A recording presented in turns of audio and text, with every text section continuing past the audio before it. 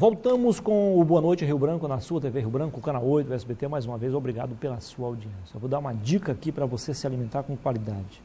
Tá? No restaurante Fogão a Lenha, que antes funcionava na rua do Aviário, ali pertinho do Independência. Agora na rua principal do Jardim Tropical. Pertinho também ali, né? Diariamente, de segunda a segunda. Não tem esse negócio de fechar domingo, feriado, não tem esse negócio não. De segunda a segunda, você vai encontrar a partir das 11 horas um cardápio variado. Se você quiser churrasco, tem churrasco, galinha caipira, frango assado, frango à milanesa, tem peixe, tem rabada, tem cozidão, tem feijoada, tem arroz branco, tem arroz... O que você imaginar de um bom restaurante, você vai encontrar lá com um preço bem abaixo da concorrência. Além disso, tem um amplo, moderno e seguro estacionamento. Você não precisa estacionar o seu carro no meio da rua. Tem um estacionamento lá, fechado, você não paga nada de estacionamento, ok? Vai lá então, meu amigo Inácio e toda a equipe estão à sua disposição lá, repito, de domingo a domingo ou de segunda a segunda, como queiram. Muito bem, temos também o apoio do Supermercados Araújo, tem sempre uma loja pertinho de você, tem Araújo no centro, tem Araújo no Bosque, na Estação, no Tangará, na Baixada da Sobral, no 2º Distrito, ali na entrada do Amapá, tem sempre uma loja à sua disposição. Aproveito. Mando um abraço especial aos empresários Aldenor e Aden Araújo, 2 irmãos que se uniram para fazer o melhor pelo Acre. Trabalhar em prol do Acre e do povo acriano. Ok, eu tenho o prazer de conversar agora com o Diego Rodrigues, diretor do Procon Acre. Seja bem-vindo. Tudo bem, Diego? Diego, que não é o Diego Armando Maradona. Tudo bem? Tudo bem, querido. Prazer estar aqui com você. Prazer é nosso recebê-lo aqui. Muito obrigado. Doutora Juliana está bem? Está bem. Nossa deputada. Na luta, né? Na batalha aí. Parlamentar atuante, 2016 será um ano bem positivo. Com certeza. Eu falava aqui em off com você que a doutora Juliana acho que foi eleita muito mais pela persistência. O eleitor disse, olha, ela não vai desistir, então vamos elegê-la agora. Verdade, foi aí. Era um trabalho que ela nunca abandonou, né? Sem dúvida. Sempre voltar. Sem dúvida. Tá. Sempre voltada para o social. Aliás, ela sempre foi bem votada, né? Na verdade, sempre foi bem votada. Algumas falhas na campanha acabaram...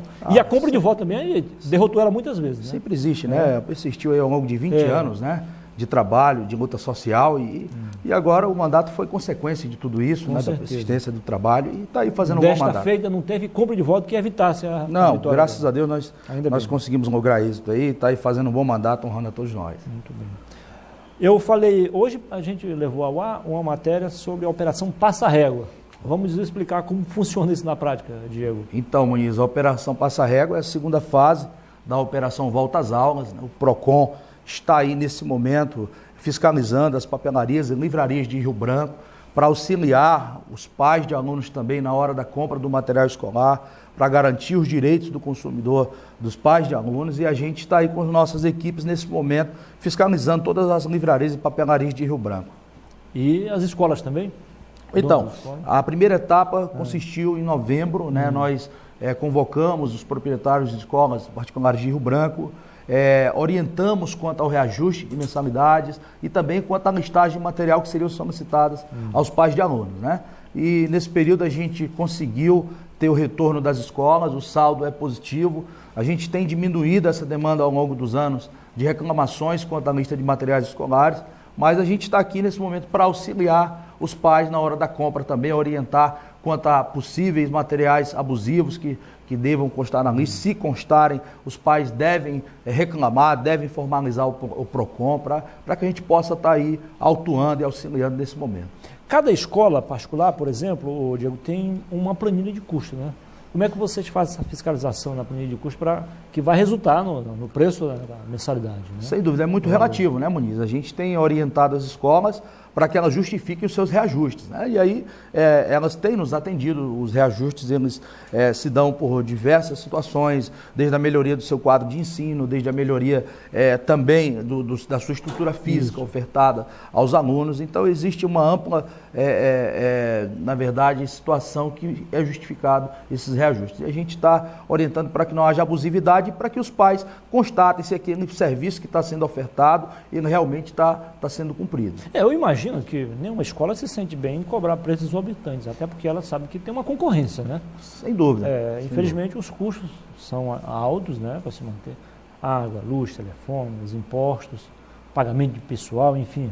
Tudo isso influencia num aumento, numa correção anual dos sem preços. Dúvida, sem dúvida. O empresário moderno ele quer atender bem o seu cliente, né? Então a gente acredita na boa-fé dos empresários, proprietários de escolas que têm nos atendido muito bem, dado o retorno das situações. A gente acredita que ele quer prestar o melhor serviço, mas para isso os pais também precisam estar atentos e estar cobrando quando não houver a prestação do serviço. Essa relação de respeito continua entre vocês e as escolas? Nós temos uma boa relação, né? Existe aí uma política implantada pela nossa gestão de harmonização da relação de consumo, que é justamente garantir o direito do consumidor, mas também ter essa sintonia com o empresário, né? Com o proprietário da escola, o empresário em geral, para que ele possa estar nos atendendo sem que a gente possa estar agindo de forma que a lei nos permite, autuando, multando. Esses são casos que a gente tem atuado, mas não é a primeira solução. A gente está sempre procurando pacificar e resolver a demanda.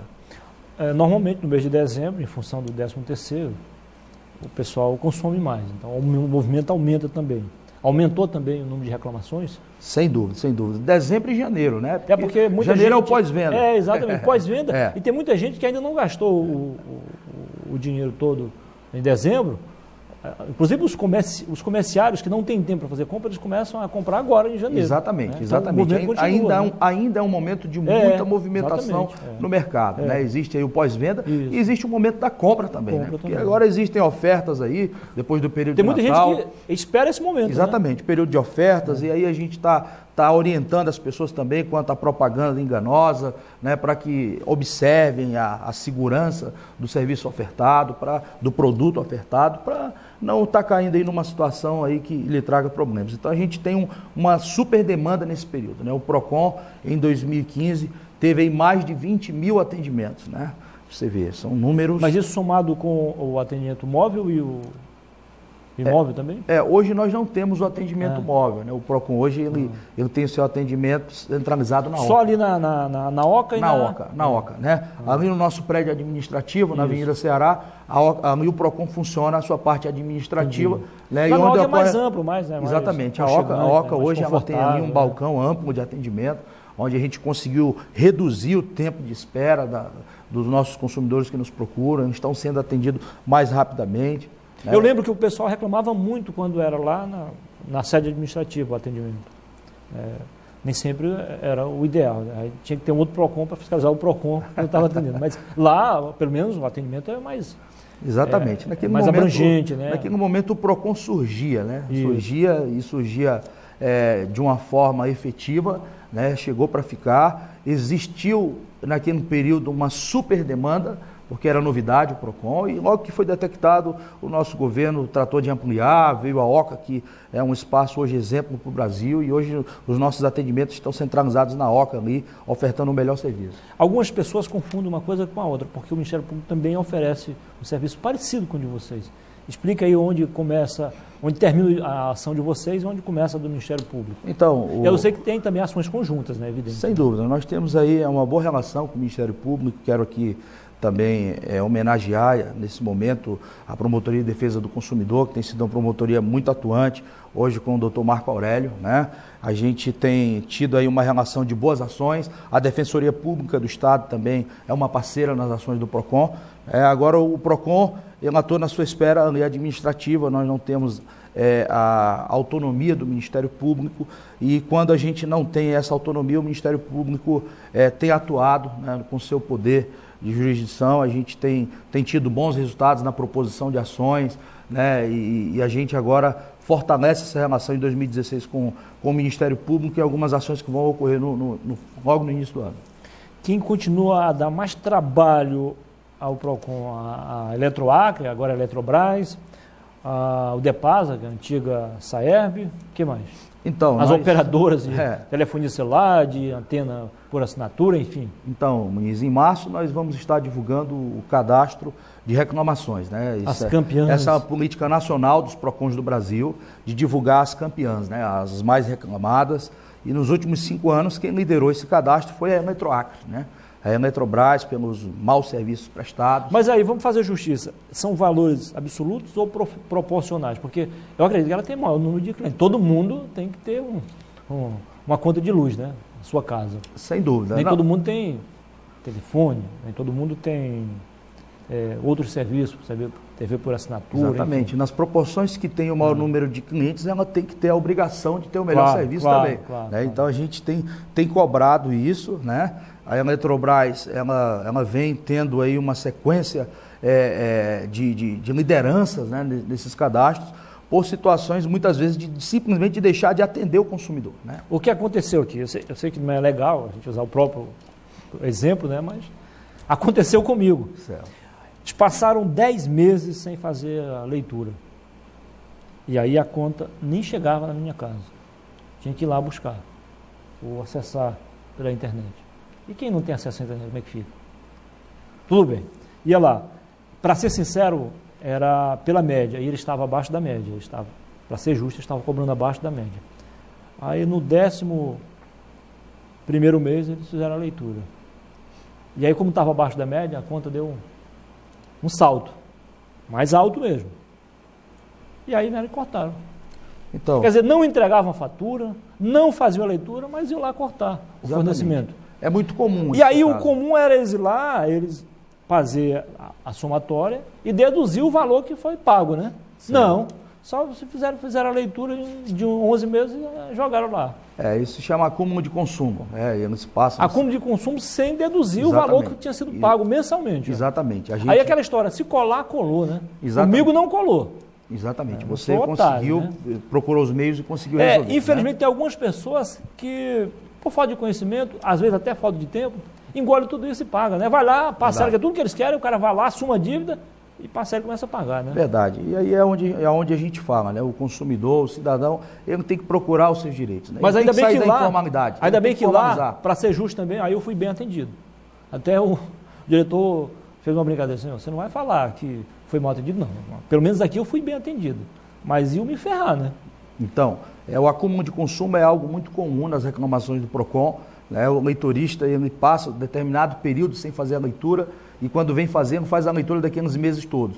E muitas vezes a pessoa que recebe aquela fatura cobrando ali vários meses, ela não tem condições de pagar a sua fatura e aí, para piorar, ela tem o seu serviço interrompido. Né? E muitas vezes ocorre de não ter uma saída, a pessoa vai lá e faz uma ligação clandestina, que é crime, né? E sem contar que está colocando em risco a própria vida, a própria casa, os próprios vizinhos. Então a gente tem cobrado, Muniz, justamente por razões como essa, porque o consumidor paga caro por um serviço muitas vezes ruim. Né? E a gente não pode se omitir no nosso papel de defesa do consumidor nesse momento. Então a gente está aí pedindo, a Eletrobras está fazendo uma série de ações, a gente espera que essas ações elas tenham resultados efetivos na melhoria dos serviços e agora a gente vai passar a verificar a melhoria desses serviços que estão sendo anunciados. Eles alegaram lá que houve problema no convênio com a empresa terceirizada que faz a leitura, depois houve aquela greve de quase 90 dias. O consumidor não tem nada a ver com isso, né? Exatamente. Outro detalhe, eles continuam descumprindo uma lei que diz que o fornecimento não pode ser interrompido no final de semana após o fechamento do expediente bancário. Aí eles alegam que o cara pode pagar na casa lotérica. Casa lotérica não é banco. Nem sempre você vai encontrar os mesmos serviços na casa lotérica que tem num banco, né? Certo. Filas, às vezes você não tem acesso a caixa eletrônica, como é que fica? Verdade. Então, a lei tem que ser cumprida. Exatamente. Né? Então, o que ocorre, né? Essa falta de flexibilidade, de lidar com o cliente que paga tão caro por um serviço que não condiz com o valor pago, muitas vezes acaba trazendo situações como essa. Passar um fim de semana sem energia, ocorre muito. Eu até acredito, né, que a direção da empresa não gostaria de ter isso. Às vezes fica lá também a questão lá operacional, que não chega ao conhecimento lá em cima, né? Exatamente. Então a gente está cobrando, a gente está pedindo que as pessoas denunciem, pedindo que as pessoas formalizem suas reclamações, porque o PROCON é esse elo de defesa do consumidor. E não abre mão disso. Nós não abrimos mão, nós vamos atuar, o nosso papel é fazer a defesa do consumidor. A gente agora vai ter um ano de 2016 aí certamente de muita fiscalização no âmbito dos serviços que a gente vê como essenciais para a população e me coloco aqui à disposição o PROCON da sociedade, da população, dos nossos consumidores. O diretor pessoalmente não já foi vítima de mau atendimento, de de ver seus direitos serem tolhidos assim? Sem dúvida, todos nós, né, Muniz? A relação de consumo ela é muito dinâmica, né? Até porque nós não estamos aí taxados como ninguém vê que é um diretor do PROCON. Eu sou um cidadão comum e muitas vezes me deparo com situações e a gente acaba vendo a fragilidade, o consumidor é o elo mais fraco nessa relação, né? Então a gente, enquanto diretor do PROCON, a gente procura cumprir bem esse papel, porque a gente sente na pele muitas vezes o que as pessoas sofrem no dia a dia na hora de ter uma relação comercial ali, sendo lesada, sendo enganada. Então a gente está aqui para prestar o melhor papel, o melhor trabalho, para dar o retorno para a população que espera da gente esse trabalho. O governo tem nos apoiado, o governador Tião Viana, a política de defesa do consumidor tem sido priorizada na sua gestão. Né, conseguimos fazer a manutenção das ações do PROCON no ano de 2015, com todo o esforço concentrado do nosso governo. Então eu tenho certeza que 2016 será um ano muito produtivo. Aí os consumidores podem esperar da gente que nós vamos estar retribuindo. Para encerrar, o que mudou na filosofia de trabalho do PROCON com a sua posse no início do ano passado? Nós estamos dando continuidade a um trabalho que já vem sendo feito, um bom trabalho, diga-se por sinal. Né, nós tivemos bons diretores do PROCON.